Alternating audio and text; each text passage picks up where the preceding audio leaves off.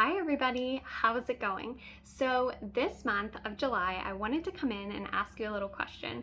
Is gluten ripping your cheesecloth? Now, I'm gonna explain what I mean by that really quickly, but for the sake of just kind of explaining what we're gonna talk about in July's newsletter is we're gonna talk about the topic of gluten and some of the things that it can do to our body and some of the things that we can do to combat its effects.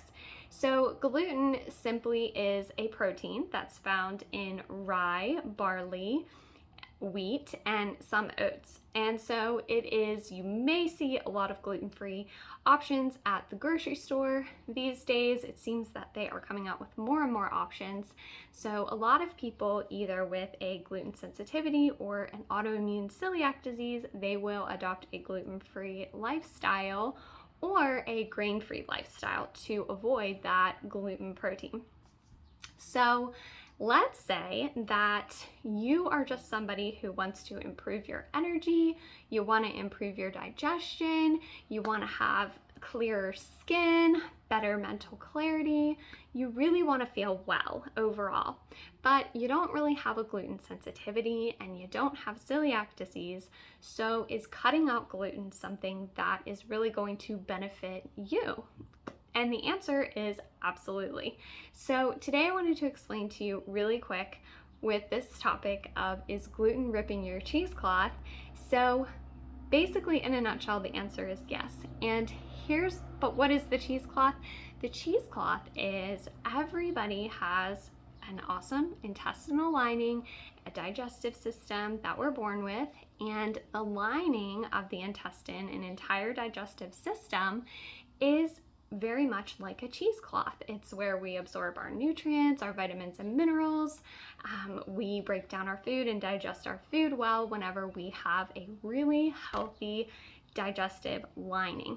And so every time we eat gluten, whether you are celiac or gluten sensitive or not, it doesn't really matter, whoever you are, every time we eat it, it actually goes in there and rips that cheesecloth. Now, our bodies are smart, they're designed to heal, they want to heal, and so every few days that will actually rebuild itself. Now, some people are genetically predisposed to maybe developing celiac or gluten sensitivity eventually, but nonetheless, if you are consuming gluten, this is happening inside of your digestive system. Now, you may be saying, well, I don't have a problem with gluten because my stomach doesn't hurt when I eat it, which I hear that a lot. A lot of people will gauge if something is bothersome to them based on if their stomach hurts or not. And that's a great indication. And for most of the time, we can tell when we eat something that isn't agreeing with us, and our stomach will tell us. However, our body speaks to us in many, many ways. And so not only is that gluten ripping that cheesecloth, which is actually causing more inflammation, less ability to absorb vitamins and minerals and things like that, it's actually, the other thing that it's doing is it can actually be causing other symptoms in your body in terms of, maybe you don't have stomach pain, but you have a lot of brain fog, or you have a lot of headaches often. Maybe you break out a lot.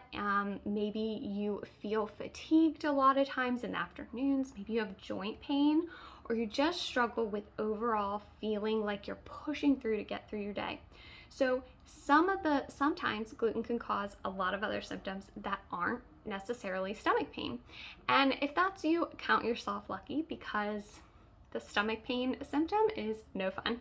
So the other thing that gluten does is not only is it damaging to our gut, because it can cause and raise gut inflammation, it can raise what's called zonulin levels, which means that the lining of our intestine is actually becoming weakened over time, which can lead to autoimmunity and disease in the body.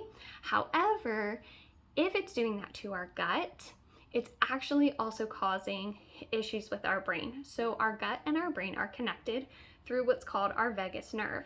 And so oftentimes, if we are over consuming gluten and we're eating it, it's in our diet, we're actually at a higher risk of developing Alzheimer's, dementia, like I mentioned, brain fog, memory issues, and things like that.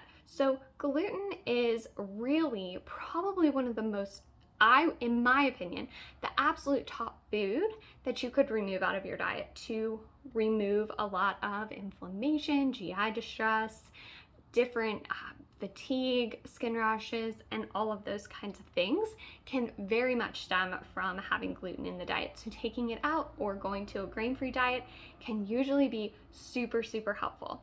So this month in July, I wanted to give you guys in this newsletter, I really wanted to give you guys some gluten-free resources. So I gave you a nice recipe that is summer themed and refreshing, strawberry.